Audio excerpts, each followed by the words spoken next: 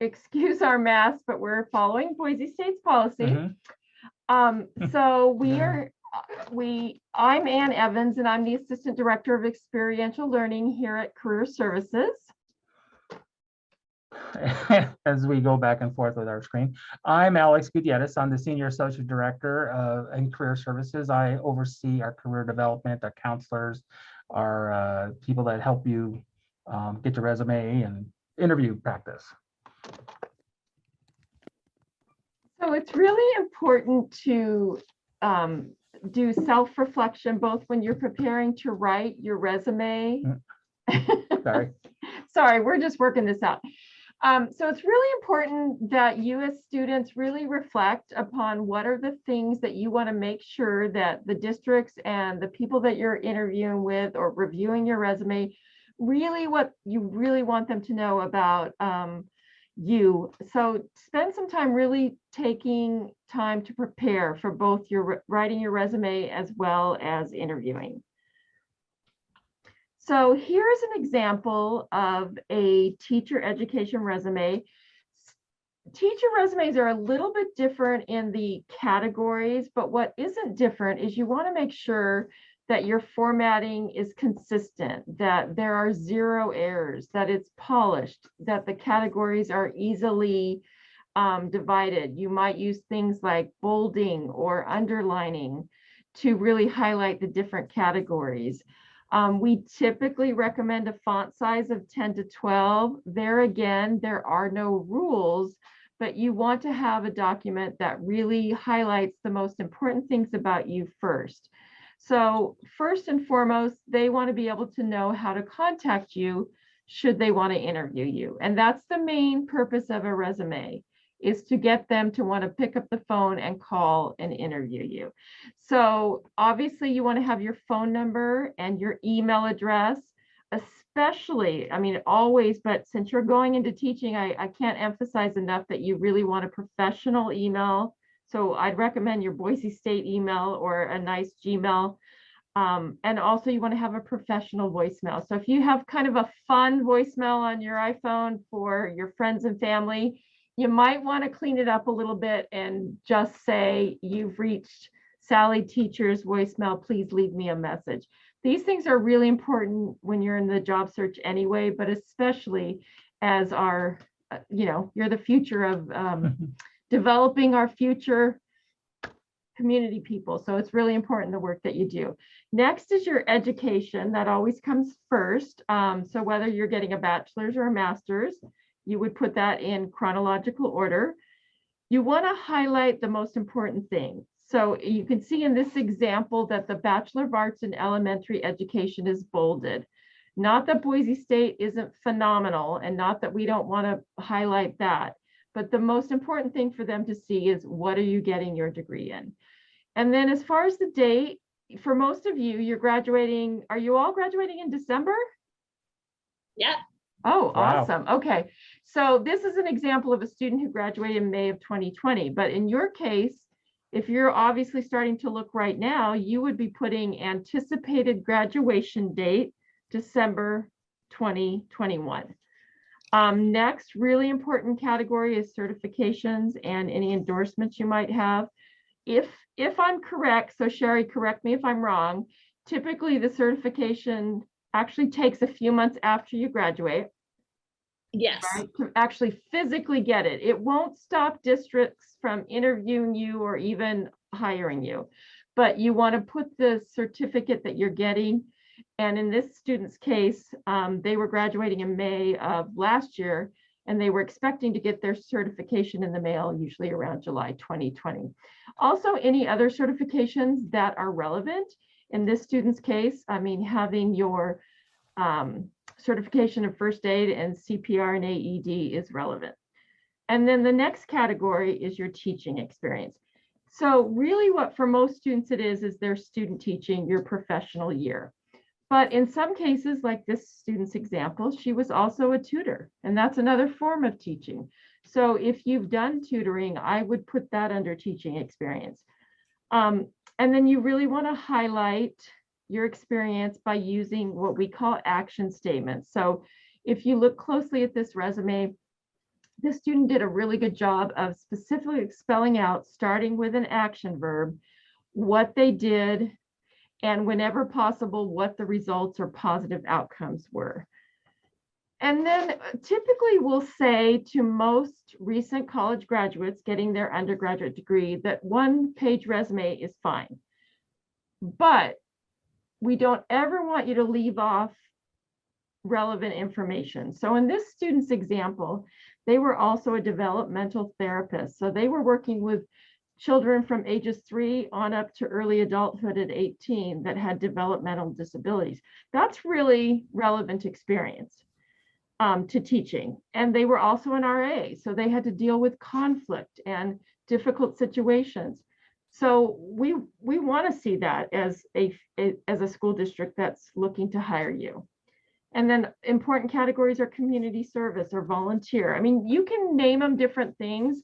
These are just our recommendations, but that's important to show that you are giving back to your community.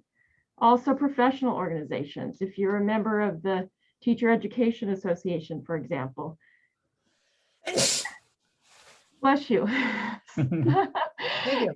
And then also honors and awards, you know, any scholarships or if you were on the dean's list. And then finally, any additional employment. Obviously, working at Starbucks is not necessarily related to teaching, but it also helps tell your story that while you were accomplishing all these other great things, you were also working at a Starbucks or you were a server, you know, at the Olive Garden or whatever that might be. So you don't highlight your experience there, but you just want to put the name of what you did, the company, and the dates that you worked there. And really what you're doing with your resume is you're helping me, the person at the district reviewing your resumes, connect the dots. And what are the things I'm seeing in your skills, your education, your qualifications, your degree that make me want to pick up the phone and call you for that all-important interview. So speaking of interviews, hey, now we shift over to me.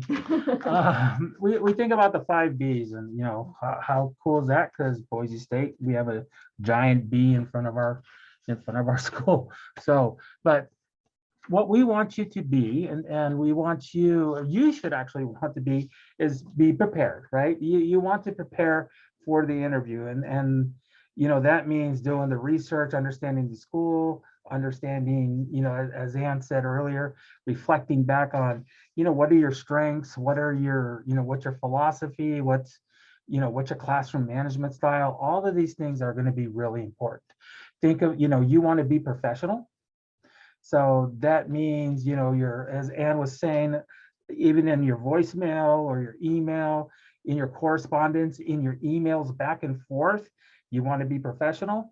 You want to be friendly. I mean, I'm hiring somebody as an administrator, I'm hiring somebody that's gonna like represent my school, but also be a teacher to the community. So I want somebody that's going to be really engaging and friendly and helpful, and again, engaged, and then gracious in this interview.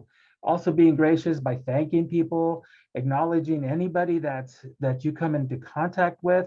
If you have an in-person interview, or anybody that you are, if it's a remote interview, then, you know, being able to be gracious to the folks that are on the camera. And I think you all probably have actually had really good experience of experiencing remote work and remote conversations. So speaking of that, so the 2 types of interviews that are out there right now are remote interviews and traditional face-to-face. So Zoom, and this is information as of about an hour and a half ago, 2 hours. I text my wife and said, hey, what kind of interviews are they still, are they in person, or are they face, you know, or Zoom, or what are you using? And she talked to her administrator and said, yeah, right now we're using Google Meet. So that's what the district uses. And so get familiar with those types of platforms that are out there. But there's also like Microsoft Teams and Skype. So different school districts might be utilizing a different system, and they may have a proprietary system. So make sure you have, you know, say if you're interviewing out of state, the time zone, all of those different kinds of things that that don't make you miss the interview. So being prepared is huge. And if it's a face-to-face, make sure you get there on time. Make sure actually maybe 10 minutes early. Understand how to get there, anticipate traffic, accidents, all those things so that you are there and you're showing up professionally. So again, thinking about a remote interview, because that's going to be much more common. And we have, shifted gears for the last 2 years on really trying to help students navigate this. You all have become experts on Zoom and remote, even remote classroom experiences and any of those things. But make sure you know how important having your technology ready to go. Have a backup plan for your power, battery, core. Just make sure you are ready to go in case electricity goes off. Any of that, just make sure and communicate. If something happens and all of a sudden, well, I live in Columbia Village, and sometimes our electricity goes off. So make sure you can email. You have people's emails, phone, if something happens. Okay. Minimize distractions. Make sure that you tell your family, your friends, cousins, hey, I'm interviewing between this time and this time. Don't call me, don't text me, stay out of the house. Get to a room where you can have your privacy to be able to have this interview with minimal distractions. And then you also want to dress the part. Even if for an interview that's Zoom or Google Meet, you want to be professional. And you want to be prepared. So having your notes, but don't have things ready that you would have in a regular interview. So whether it's a portfolio or a book where you have some notes, that's actually okay. One other thing that's not on this, but even thinking about your background. So think about what's behind you. We have the blur function, but I think on Google Meet, that there isn't some of the functions you have on Zoom. So get familiar with what the platform is. And if you can't, make sure that I'm not distracted by your background. I'm actually paying attention to you. That's as easy as that's the best way I can explain that. And then pay attention to facial expressions, tone of voice, just like you would in a regular interview. Just watch, make sure you're engaging. If it's multiple people in the interview, make sure you're engaging everybody in that interview and talking and seeing if they have questions. So a certain type of interview question is a behavioral type, and maybe you've heard of these, maybe you haven't. These are really questions that I'm really looking at your past experiences, your past behaviors, and they're going to help me predict future performance. And so I'm going to ask you a question that hopefully I get facts back on. And I'm going to be looking for results. So the method, the easy way to think about this is STAR. So situation, task, and or problem. So I'm going to throw problem in there. Your action and results. So a behavioral question, an example. I know if you've interviewed, I know you've been asked these questions. So give me a specific example of a time you missed an obvious solution to a problem. How did you address this and what was the outcome? So in my student teaching experience, I had a student that I was working with, but wasn't getting the assignment, wasn't turning things in, and it seemed like they had difficulty understanding the material. So what I did is I asked my mentor teacher, so we had a consultation and we really came up with some ideas, and she brought in her experience of like there was some family issues and there's some other things and some strategies that I could use to help the student actually get their assignments done and actually absorb and comprehend the material. What that does is it really provided me an alternate way of handling a situation like this. And now I can bring that to the job. I can bring that to your school. So that's STAR, the situation or task, the action, and then the result. So common categories that behavioral questions utilize are anything from problem solving to setting goals, goal setting, conflict resolution, time management, taking initiative, what you want to do, and I'm not going to read all of them, but what you should think about is, how do I have stories for all of these categories, just in case? And some of your stories are going to hit other things. So like leadership can also take into initiative, can also talk about integrity.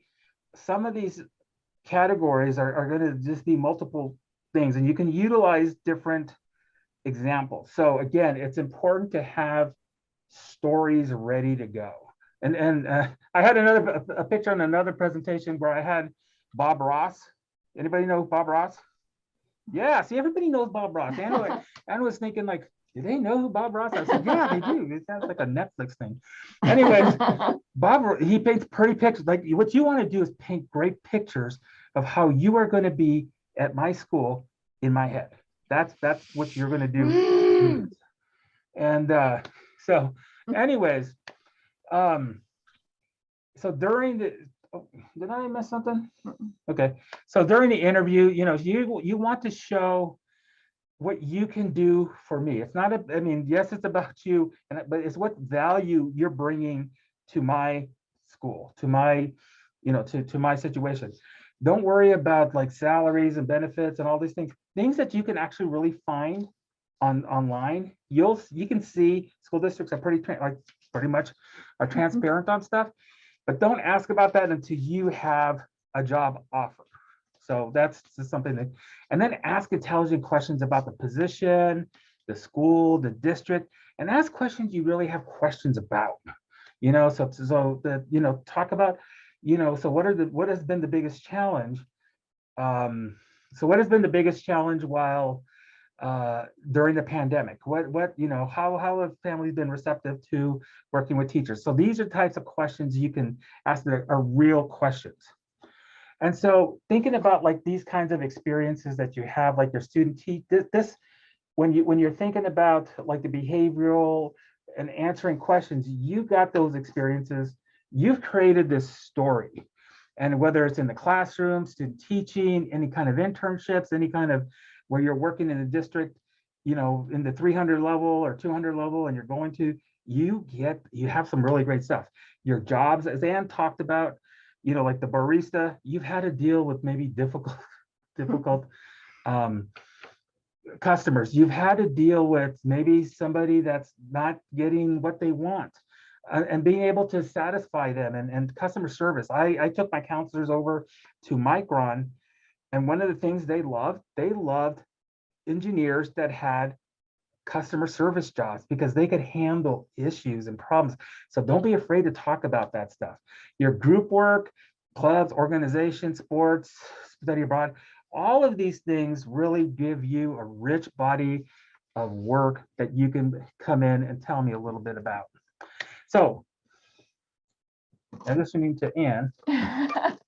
Hello. So I'm just going to give you a few examples of some common questions that teacher education students will get in interviews. Obviously, from working with your mentor teachers, your liaisons, they can give you some samples as well. It's always good to practice. But this question, whether you're interviewing to be a teacher or you're interviewing to be a barista, they're going to say, tell me about yourself.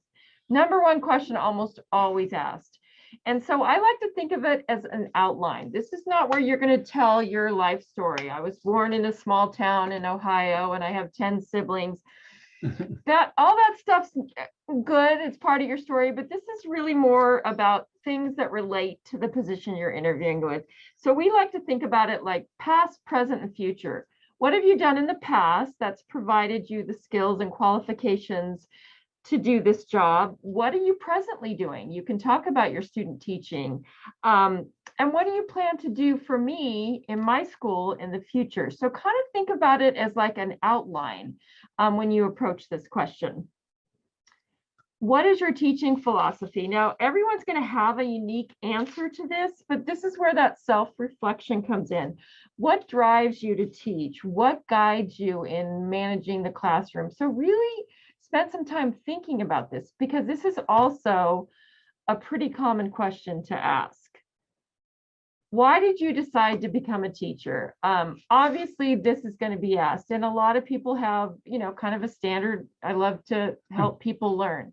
But this really needs to be there again, like Alex said, I want to hire another human being. So really genuine, heartfelt answers about what inspired you to teach. Maybe it was a teacher you had in your past. So tell that story and convince me that you're really passionate about becoming a teacher. What's your classroom management style? Obviously, for people like Sherry, who probably have a lot of classroom management experience, this question might be a little bit easier. But what you all have through your experiences and this great program here at Boise State is best practices and appropriately developmental plans. So really think about what your style is and will be when you come to work for my district. And this, I think, is a really common question as well. And then, as Alex kind of highlighted, do you have any questions for me? And you should always have an answer. Year after year, survey after survey, when you talk to employers, and education's no different, one of their common complaints about the candidates they interview is, well, they didn't really have any questions to ask me. So even if they've answered most of your questions through your interview and through your conversation, think about a few, just have a few in your back pocket. Like, tell me about the culture here at Pierce Park.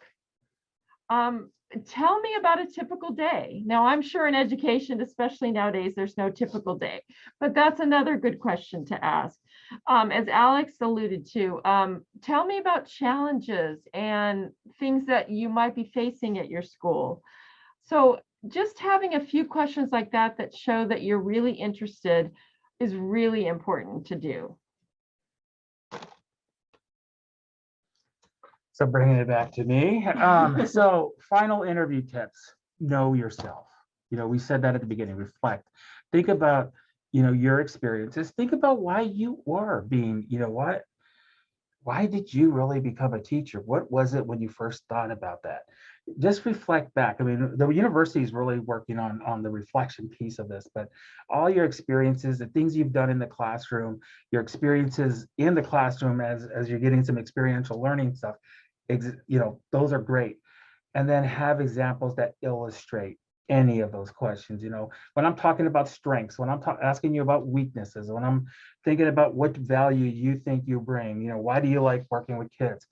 Have stories that tell me about you. Again, be the Bob Ross of teaching.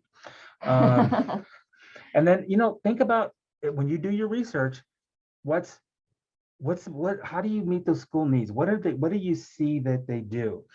And then practice. You can, interviewing is not something you were just born, great at. So practicing really helps you. And we help you with any of those things. So, we're going to be closed a little bit for Christmas, but we're here to help you with that. As alums, you can utilize us all the time. So do it again, know what the district's about, know what the school's about. Like the Pierce Park used to be a classical school, and they taught classical curriculum. I mean, when my wife was showing me all these history, I'm like, wow, wish I would have learned that in elementary school. Anyways, she's really good at Jeopardy, by the way. Anyways, and follow up, a thank you note, an email, a handwritten note. And an email, we're just talking to we've been talking to like business employers, and an email gets to somebody faster as they're trying to make a fast decision. So just think about, who you've interviewed with, make sure you get the contact information. And if you don't have that, make sure you do, and send them a note and reiterate how grateful you are for that interview and you're more interested in that role. So, and what you can bring. And again, so that's just what you're doing. And if you haven't heard, go ahead and follow up. If it's a week and they said that, hey, one of the questions you can ask, so what's the timeline?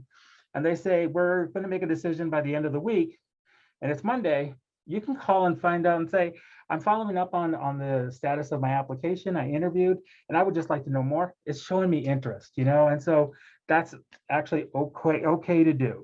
So it's probably a little longer than 20 minutes, but that's all we got.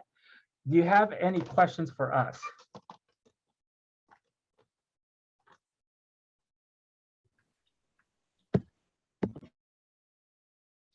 You can. It's a lot to put in 20 minutes, so we recognize that. And like I said, sometimes we do these presentations, just resumes alone, we could speak for over an hour. So sorry if it felt a little rushed, but we wanted to be respectful of your time and the agenda. So any questions? You got this. I have a question.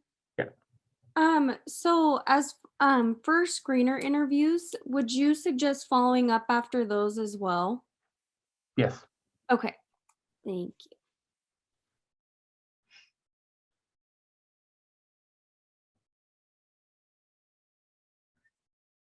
Who else? Anything else?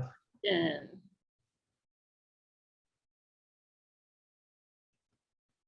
And just FYI, the son that you said you worked with, Sherry, he graduates in December too from Boise State. Maybe I'll see you. So I get to see maybe. Yeah, I was just about to ask what major. He's an illustration major. He's always been, so he wants to be a concept artist. So That's amazing. Well, tell him I said hello. That's amazing. yeah, we'll do. And then, and Alex, if you look over on your screen, you'll notice we've got Tessa Smith with us, who was also a Trailwind first grader with me. Ah, Alex was talking about his son, who was a Trailwind first grader. Wow. So actually, Tessa, I think you guys were in the same class and in band together. I was gonna say, I think Nick was in my class, yeah. Yeah. Where does the time go? it is a small world. I know, it's amazing. Well, Anna and Alex, we really appreciate you coming and talking to us. It's so great to get this firsthand information and to be able to hear from your perspectives the things that are important in interviewing. I did have a question. So Okay. when you talked about dressing professionally for a teaching interview, what are we talking about? I remember going to my teaching interview with Mark Jones and being so excited in a suit. So I came wearing a suit. So what would you recommend? Just because I know I say dressing professionally and people could mean different things by that. You want to handle that? Well, I'll take, and then you can add your input. I would say you always want to step it up a notch, even though I believe that we're more casual than we used to be, even in the classroom. I would say if you have a suit, it's always better to be overdressed than underdressed. So it can be a blazer, you know, a skirt, pants. If it's a female or male, it could be a full-on suit and tie. I just think you don't want to dress how you dress for Friday night with your friends. You want to, you know, everything a little more professional, toned down more if that's the appropriate terminology. But I think you can't go wrong overdressing. But we also recognize that with students, I mean, when I was a student, the thought of buying professional clothes is pretty daunting. Just a little plug, there is for some students don't know, there's something called the career closet. Yep. You're all familiar with that. It's amazing. Oh, you're not? Okay. It's housed in the College of Business, but they literally, and they don't just loan it to you, they give it to you. It's open to everybody. You just go to their website, you make an appointment. It's so cool. And I know several students who've taken advantage of it, and you get to keep the clothes.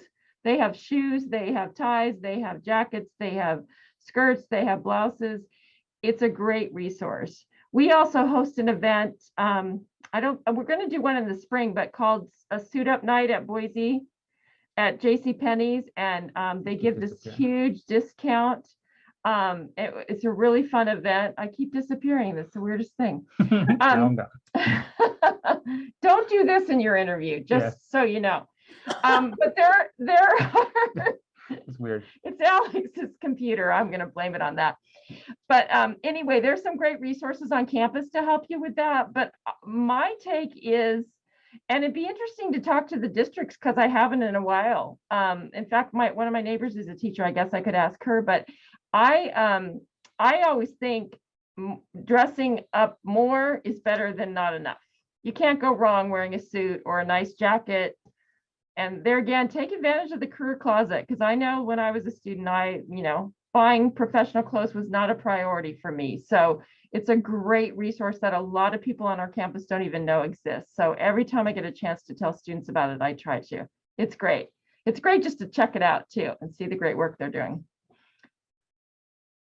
And Where clean can we your find social the link? media. What? Where can we find the link to their website? If you go to Boise State College of Business and Economics and then their career services, I think Alex is looking for the link right now on his computer. I'll give you that. Hang on one sec. He's looking it up.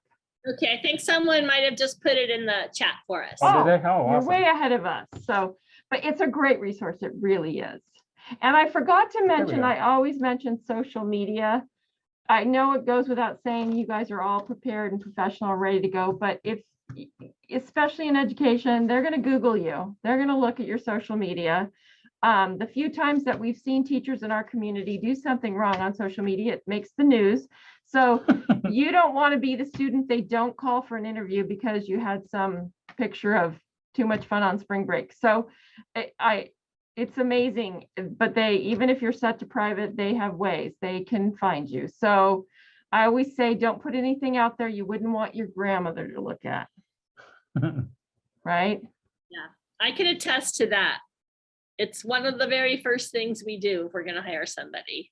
Exactly. And we do that here. Exactly. So, I mean, you just have to think about that. That's one of the plus sizes is all the access of information we have. One of the negatives is all the access to information we have. So really keep that in mind. And I forgot to mention that. So it's kind of a closing reminder. Clean up your social media. Clean it up or lock it up. Clean it up and lock it up. But even locking it up, people know how to find things. So if you go to mine, you'll see my dog. And that's about it. My cute golden doodle. That's it. Well, we really appreciate you guys giving us this time today. And we just wish you all the best. And we are here to help. Alex and Naomi, thank you so much for coming and giving our candidates this great information. Great to connect with you both again. Thanks a lot. If the candidates have extra questions, can they contact you? Absolutely. 100%, yes. Great. Okay. Thank you very much. Thank you. Thank Good you. luck.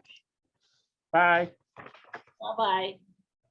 Okay, everybody, we are going to move on to Lori. And Lori and this is a time when you're going to want notes. Hopefully you've received your packets. You're all ready with questions, but chances are, if you listen closely to Lori, she's going to answer most of them in the first part of her talk. So here she comes. Take some notes, and then we'll have a time for question and answer when we're done. Okay. All right. Take it away, Lori. Okay. Excuse me. Congratulations on your upcoming graduation. This packet seems a little daunting. There's a lot of instructions, but really, if you follow the checklist, you'll be fine. I've got examples here. I'm going to show you a few things. So what I want to start out with is we are in the office. So I know that in previous years during COVID, we didn't have, we had a drop box. We still have the drop box, but it's up on the 7th floor outside of the dean's office in E722. You can also mail it to me with everything all together. The mailing address is on the checklist. One thing I'll tell you about mailing is a lot of kids would use these priority envelopes, or they would do overnight, and they spend a lot of money sending those in. Please don't do that. Just put it in a regular mailing address envelope and put your return address on it. Put our address on there and just send it in. What happens is the mail doesn't come directly to our office from the post office. It goes to the, it's like the mailing post office downtown, and then it comes to our post office on campus, and then they walk mail and deliver it to all the departments. So if you spent $27 for overnight postage, it will still take 3, 4, 5 days to get here. So it really does, that won't get there any quicker. We are in the office Monday through Friday. I would say between the hours of 10 to 4. We are there a little bit early and people are in and out. And if by chance we aren't there, there is a drop box. You can throw it in the drop box and we'll have it. If there's, or you can throw it, and actually if you could squeeze it underneath the door, we would probably find it there. Just make sure that when you have it in an envelope and you put the clasp on it, I would go ahead and tape it. I find a lot of envelopes coming through the mail and they go ahead and put the close the clasp, but then they're open. Anyone could open these. There's personal information, your social security number is on there, birth date, you have money, or you have a money order or a personal check with this information. So I would make sure that you definitely tape up your envelopes if you mail them in. We're here, I'm not here every day, everyone's staggered on their time, but you can give it to Shelley will be here, Susan will be here, Sherry's here, we have inboxes, you can just bring it in whenever you need to. But you won't have to worry about bringing anything until January. Grades are not posted until grades are not even required until like the 23rd of December. So that's when we turn everything into the registrar's office. I'm checking with the registrar's office right now to find out when they'll release and print transcripts with grades posted on your transcript. That will not be till January. You cannot turn anything in until January. I can't take any transcripts without a degree posted. Commencement's not until the 18th. And so nothing is final right now. So this is definitely the time for you to be gathering everything else up. So what I'm going to do is kind of go through this checklist. I have sent you the applications. So you have 2 different forms. You have this Boise State form, which is for me. We use this for our office. It's pretty explanatory. Please include your social security number. That is an identifier through the State Department. That's how they are going to identify you. Include your ID number in case I need to look anything up. The address is important. If you are leaving and moving, you may want to use your parents' address or a permanent address. Whatever address is on these forms, when the State Department gets these forms, in January, and when they process, they're going to send your licensure to this address. They will not know what the address on your Boise State account is. They don't know any of that. So you don't have to worry about having an old account or an old address on your Bronco web account. It's just the current information that's on these forms. Okay, so one thing I wanted to kind of point out on this Idaho Educator Certification application. This is the State Department form. You could get it on their website. I don't like to tell students to do that because at the very end of the form says send it directly to the State Department. You cannot send this directly to the State Department. We have to give you an institutional recommendation. We write 2 forms and sign them, and then we send everything up to the State Department. I'm totally open to, once we get all your paperwork processed, if you have a job waiting for you and you want to take this information up to your whole packet signed up to the State Department yourself, you can email me. We can figure out who's going to be in the office. We'll put it in a sealed envelope and you can take it up to the State Department and talk to Jerry Jensen, who is the person, he and a couple other people in his office are the ones who are going to be processing your paperwork. Just bear in mind that the State Department is processing applications for all of the colleges in the state, not just Boise State. So the first couple of weeks in January, the whole month of January is going to be super busy for that office. they'll say it'll take 4 to 8 weeks to process. But they also know that if you have a job waiting, they may, they'll be able to process that paperwork quicker than you just not saying anything. I would definitely, we could put a note on the paperwork. You can take it up there, anything just to get that paperwork processed quicker. This form is a different form from last semester. They've changed it a little bit, and I wanted to, and as I read through the form, I wanted to just point out section V, which is the assessments. It says, check the box if you're submitting copies of your, which is Praxis 2 scores separately. You can't check this box. You have to submit your Praxis 2 scores with your certification. This form is for a ton of different people in different situations, not only initial certification. It may be for reinstatement, it may be for other things. So this form can mean something to many different people, not just people who are graduating right now. So you will have to have Praxis 2 scores. You have to answer all the questions.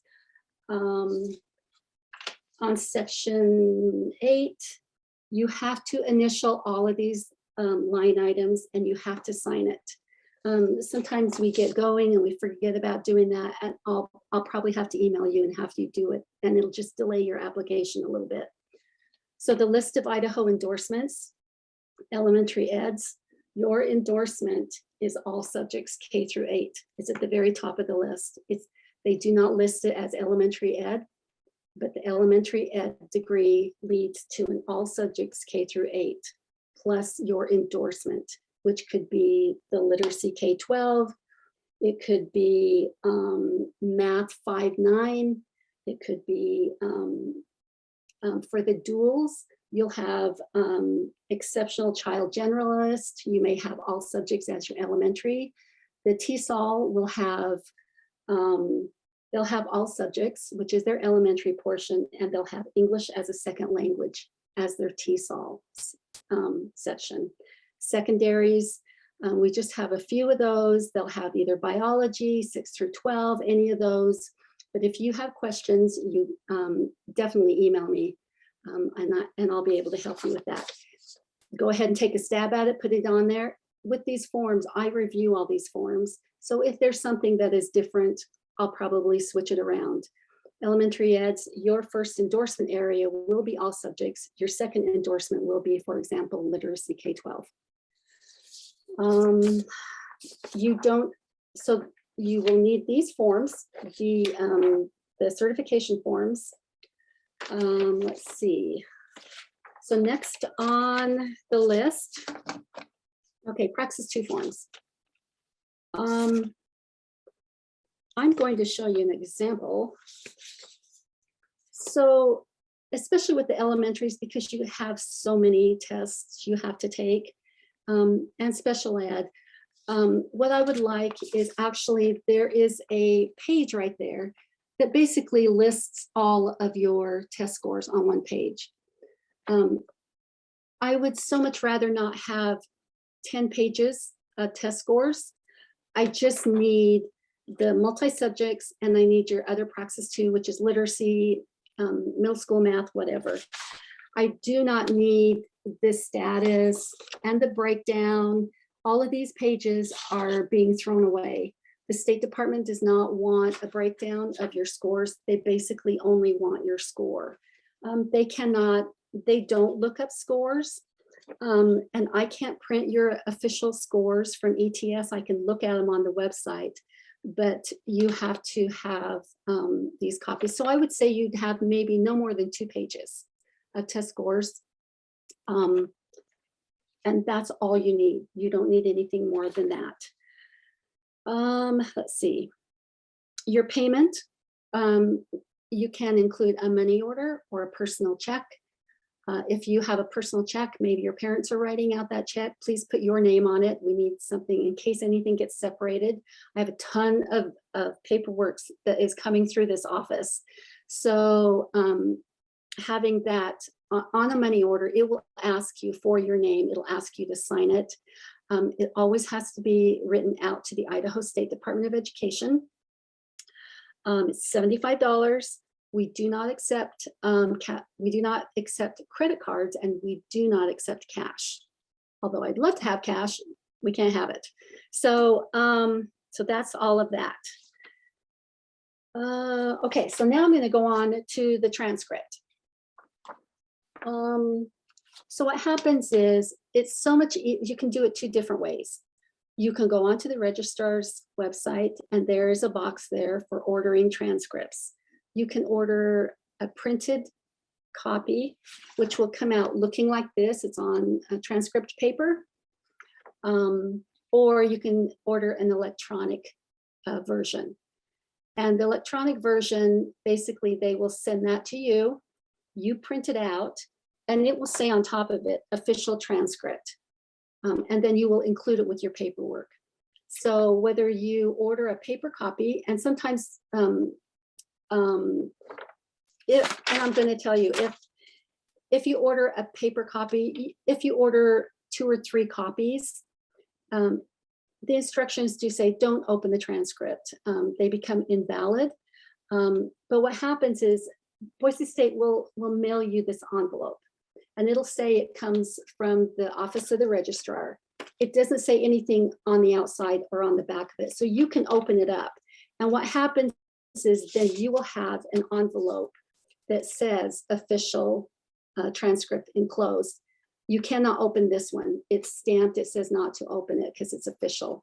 It will give you a letter that will say, here are your copies, and it'll list out. Because I've had students in the past order maybe 3 copies. The school district or wherever you're interviewing or wherever you're getting your job from may ask for a copy of your transcript. So you may have to order multiple copies. You can, and they're afraid to open up the envelope. You can open up the outside mailing envelope. And if by chance I get your extra copies, I'll send them back to you. So I just need 1 copy. What happens here is, I know this is a little bit hard to tell, but I'm giving you an example of someone ordered this and turned it in, but there's no degree. There's information here. He has test credits, and then he's had transferred credits come in from other colleges.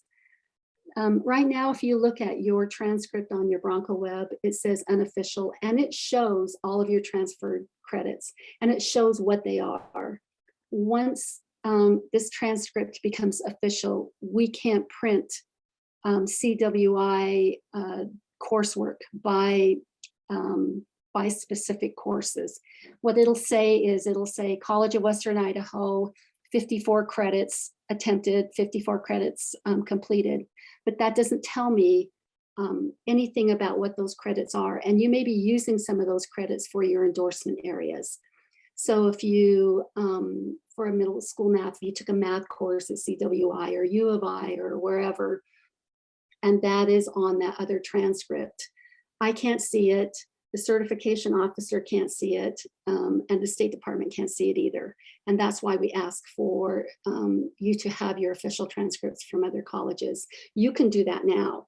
You can go ahead and order those and just keep them until you're ready to submit everything. If you notice here, once I get these transcripts and I start reviewing them, for example, an elementary ed with the literacy endorsement, I will go and highlight all of the literacy endorsement courses for the certification officer, so she sees that they're all complete.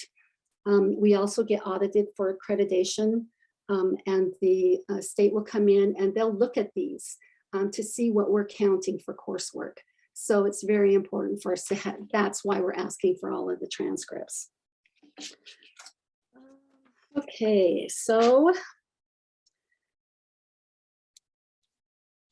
the next thing we need is an IPLP, which is your individual professional learning plan. You will get that off your TaskStream account. And Sherry, can they print those off right now? Or do they still have to wait? So as soon as they turn those in, to TaskStream, they can go ahead and print them out. And it's really important that we have your very last one. So the one you're doing right now, and it should be written for your first job. And then you're going to sign it, print it, sign it, and turn it in with your packet. And even if there's not a signature line on the form, you can just sign it and date it at the very back. You do not need your liaison to sign it, but you do need to sign it. Some students in the past have gotten a little confused and they've turned in their assessments. We can't accept this. We do not accept the assessments. I'll probably email you and have you print off your IPLP. But I would really encourage you, as soon as you get that turned in, to get that printed. We will be deleting TaskStream accounts after graduation. So you will get an email from one of us saying, you have until this time, excuse me, to download everything off of your TaskStream account, because then you won't have access to it. And this IPLP is required for your paperwork. So that's something, as soon as you get that finished, you can go ahead and print that off. Lori, Yes. Data has a question about the transcripts. Okay, and I'll come back to that here in a minute. Oh, but it's in the chat. Okay. Okay. The last thing you need is to fill out the exit survey. So go ahead and fill everything out. This is anonymous. I don't know, but what happens is the very last page of the survey says, just print this one page. I don't want the whole survey. I just want this page so that I know that you have completed the survey.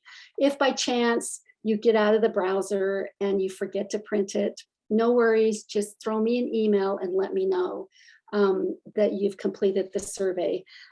What happens is you would have to go to a new browser and fill out the survey all over again, and there's no need for that. So I think that's all. There's a couple other things I just wanted to tell you. You don't need to paperclip every section.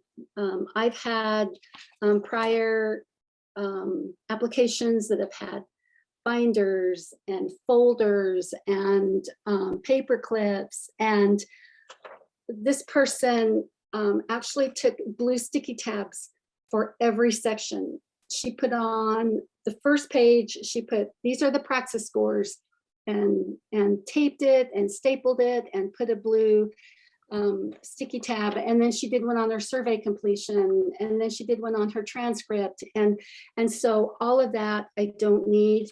If you either clip it together when you bring it into the office, that's good enough. If you even just put it in the envelope, you don't have to staple it, you don't, because we have to pull everything apart and scan everything and put it in your file. So it's just easier for us. You don't have to worry about any of that stuff. Let me look at my notes and see if there's anything else I was going to tell you. I think that's it. It seems super fast. But let me look at this chat question. Oh, there's a bunch. Yeah. Laura, you can disregard the Boise State CWI question. For anyone else, occasionally Boise State will teach one of our courses at a different location. So we had a course that was taught at CWI, but it was still Boise State course, Boise State faculty. So that is still your regular Boise State transcript. Yes. Yeah. Yep. I didn't even think about that. Thanks, Rachel. And Jessica had asked about the IPLP. She said she filled it out on Google Docs, but you have to fill out the form on TaskStream and make sure it is uploaded, and then print a copy and include it. Okay. Let's see.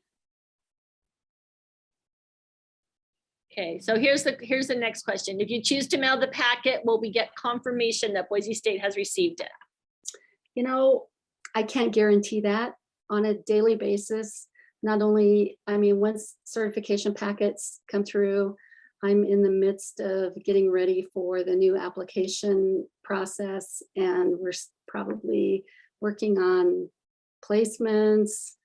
Hopefully, I mean, I will try to get that done. It's just that normally what happens is I'm in the office Monday and Wednesdays.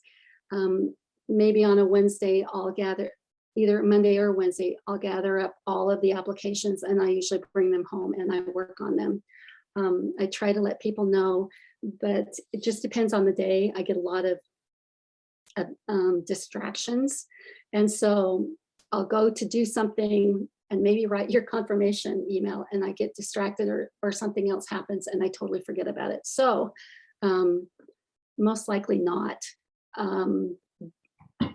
But if you want one, when you mail in your information, send me and put a sticky note on there and let me know. And that way I can hold on to that and remember to send you an email.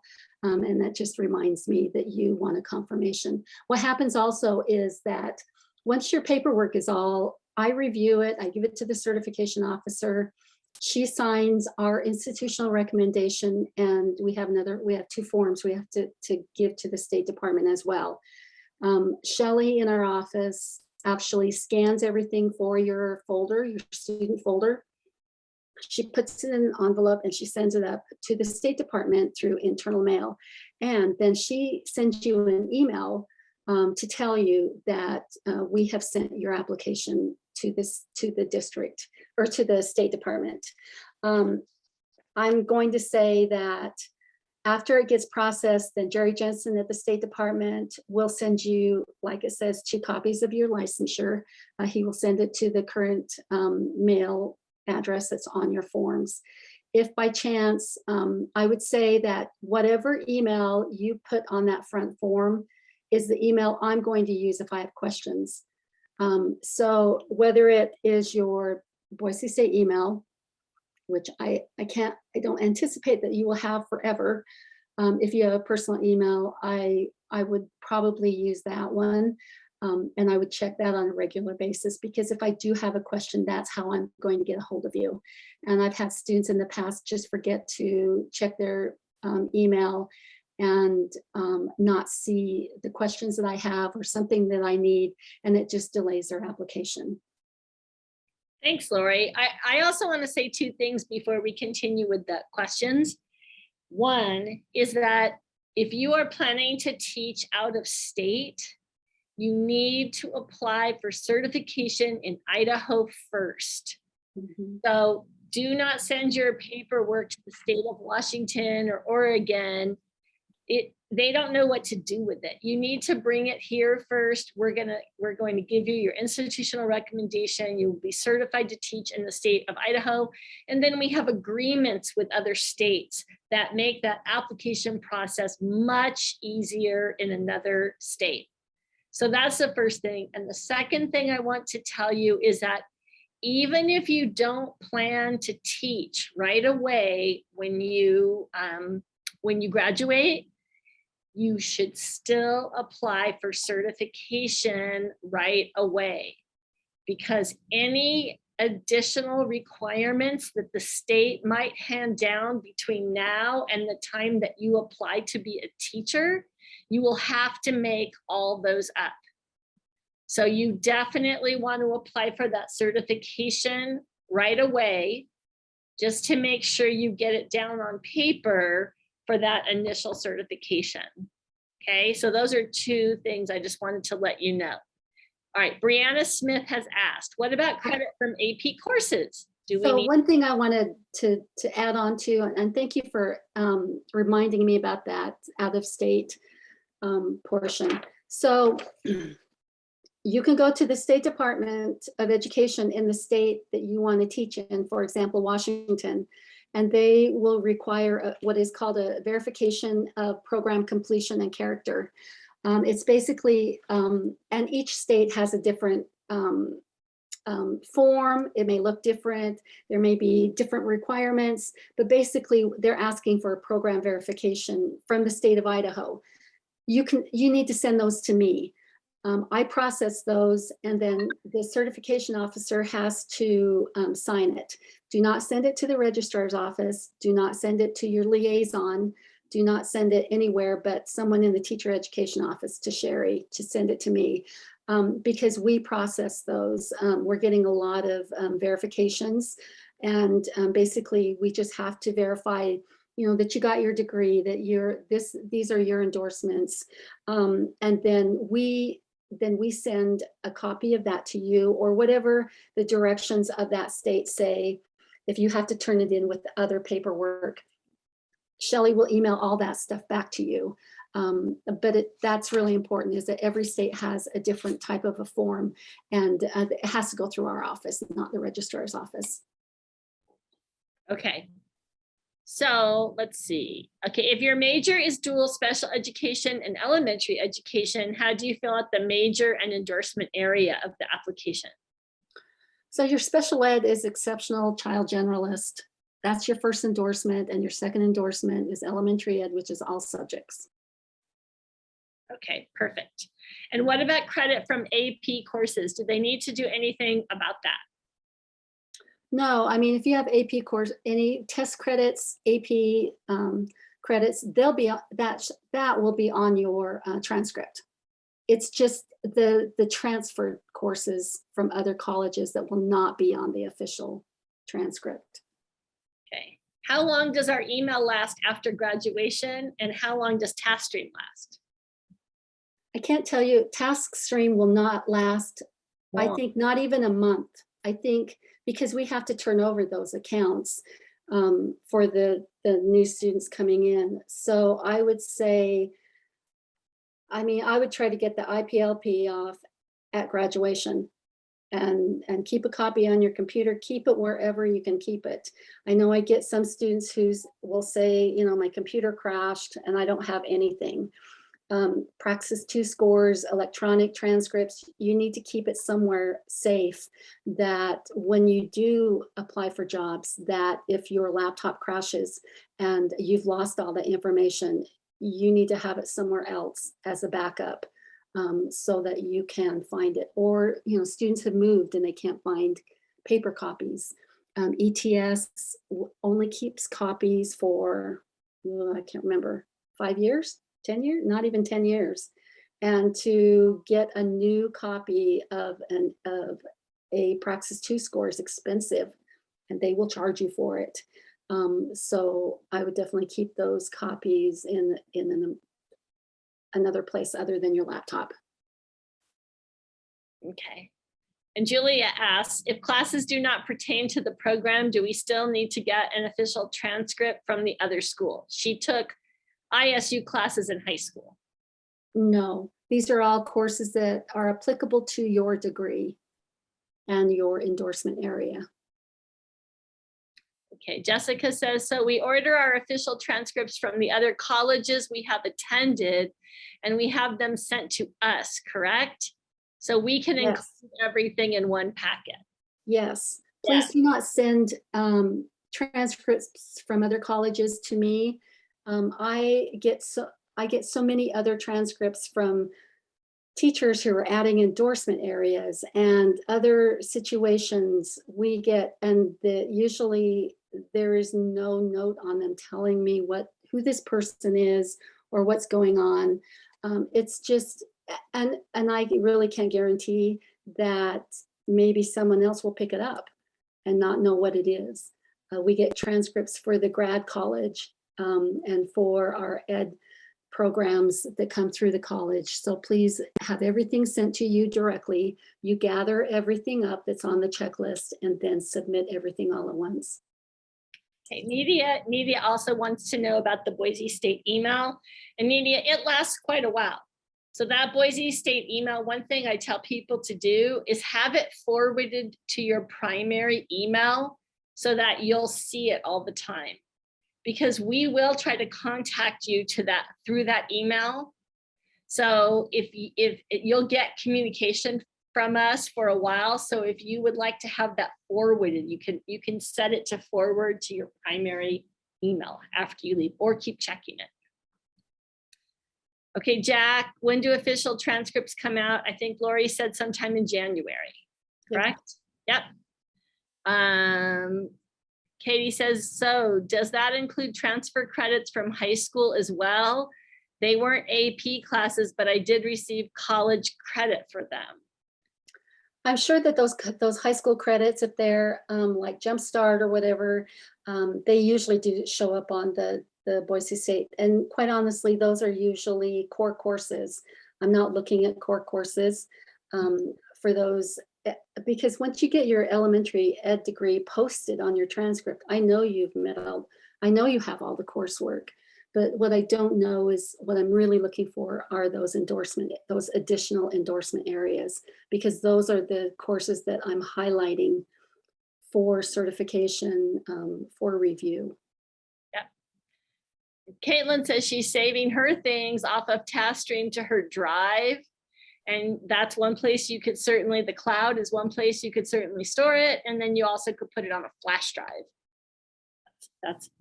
That would be like a double thing. Rachel, you have something there you might want to share. Oh, I was just replying. Yeah, you could ignore my comment. Yeah. Okay. Now, Rachel, do you want to share about the swag giveaway, or do you want me to? Yes, we're very excited about this. This is your reward for all of the fun steps that were just outlined for you. So December 16th, mark your calendars. That is next Thursday from 4 to 6 p.m. We are going to have basically it's a swag pickup party. So we have some lovely water bottles that were ordered pre-pandemic. And so we can't wait to give them to you. We've been sitting on them for a while. They're really nice water bottles. People are very excited about these. We've had to all but fight faculty members and tell them they're not for them. They have not completed the program. They did not earn this water bottle. So trust me, you will want this. And then we have a lovely Boise State pennant that you are welcome to hang in your classroom or your home. So 4 to 6 p.m. December 16th, please come by. We'd really love to give you just a little token of congratulations, saying, hey, you did it. Drink more water and hang this in your classroom. Sherry, is this going to be in the College of Ed that we're doing the pickup? Yeah, we'll be down in the lobby. So come on down. I mean, if it's a beautiful day out, we possibly could be outside, but I am guessing we'll be down in the lobby where it's warm. Yeah, so please trust me, these are nice water bottles. Stop by and grab one. And let us say hooray. All right, well, thank you all for coming again. Lori is more than happy to answer questions for you. So if you're feeling nervous about sending the packet off, like you want to just double check something, for sure she'll email with you. You can come in the office and you can ask a question. All those things are okay. We want to help you get those packets processed and get that paperwork to the office. Lori, how long would you say from the time we receive it to the time the State Department gets it? How long? I just want to give them a realistic expectation. You know, that's hard to tell. I would like to say a week, but I never know what's going to pop up every day in the office. I seem to just get so many distractions. And it just depends. I mean, if you're waiting for a job, you need to let me know. Because what happens is one day I may get 20 envelopes in the mail and they're all stacked up. And I have to do something else. But if you have a job waiting for you and I don't know it, I want you to let me know so that we can, figure out a way to get this up to the State Department as quickly as possible. I mean, I'm trying to get everything done as they come in. And it also depends on when the certification officer is available. If anyone's out of the office, it kind of has to wait. But we try to get those done as quickly as we can.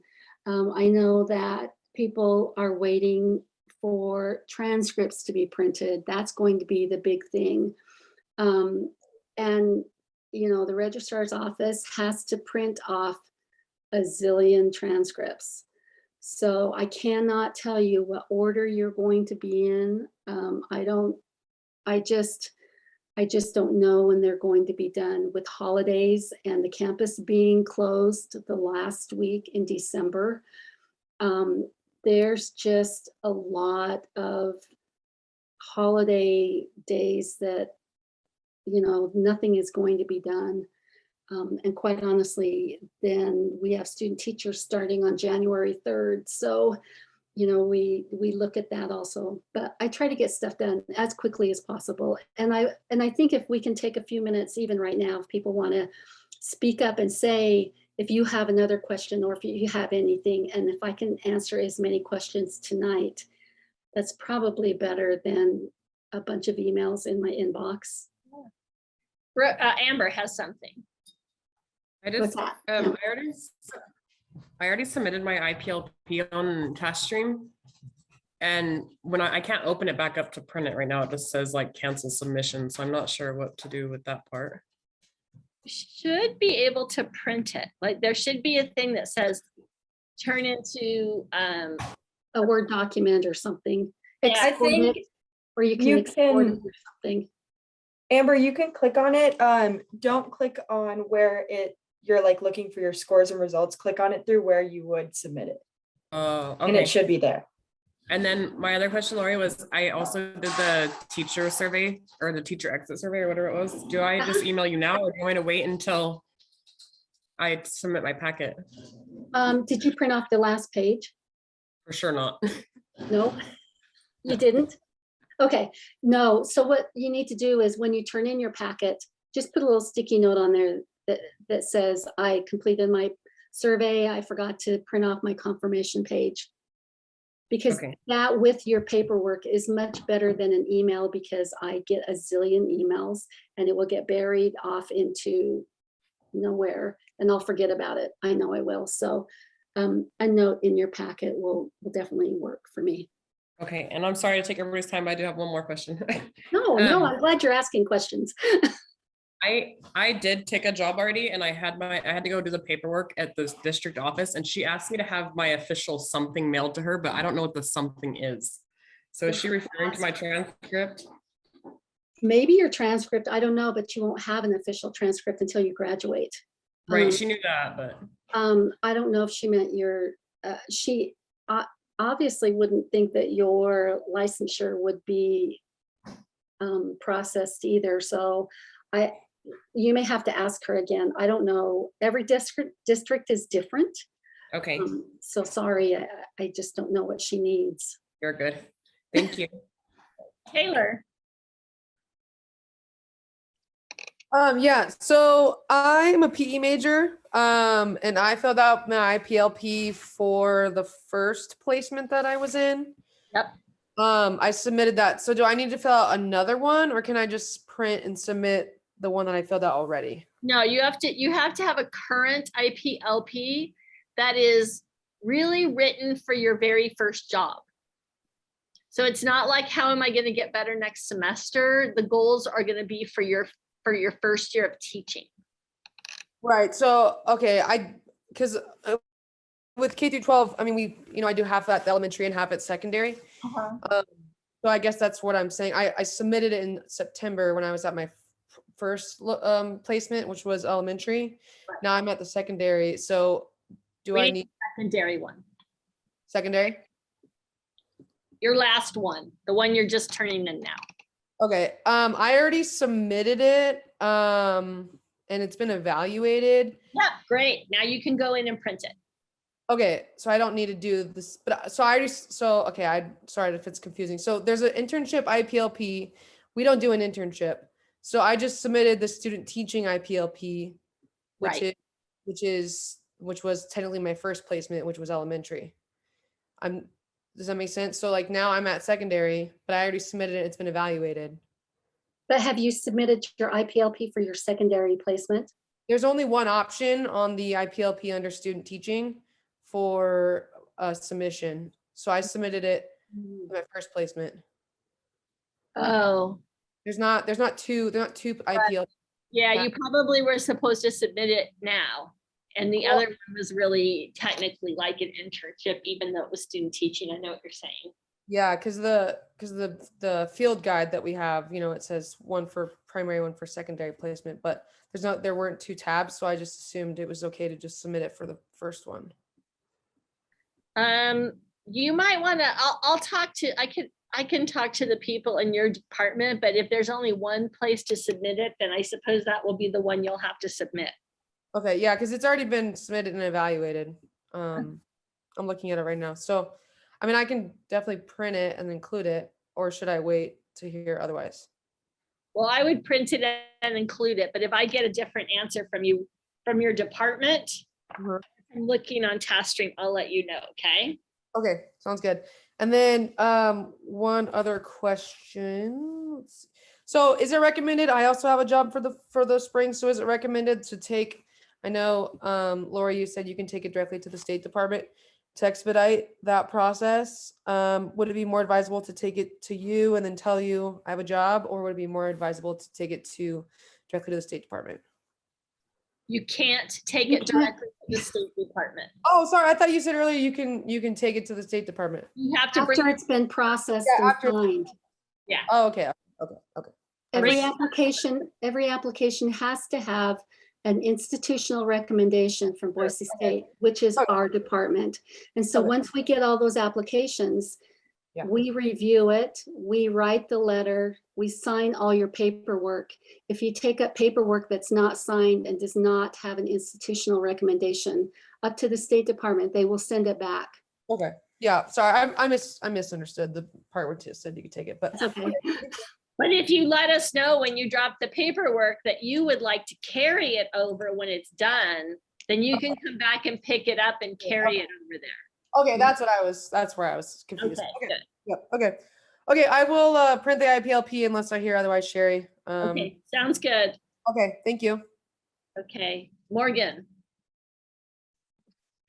I just had two questions. I think you said it earlier, Lori. I just wasn't, it cut out on my end. I was wondering if we're the dual program, we're selecting all subjects and exceptional child generalist.